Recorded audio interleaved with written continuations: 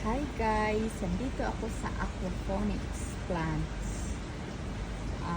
Ito guys, agaw pansin sa akin, ang tanim na ito ay tinatawag na diabetes plant, longevity spinach.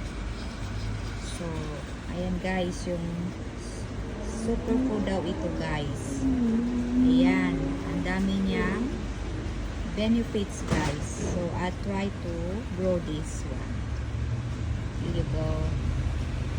Ganyan siya guys. Kung meron dyan sa Pinas, magtanim kayo nito. Ayan guys. Diabetes plants. Ayan. It's like, ang taste daw niya is like English spinach.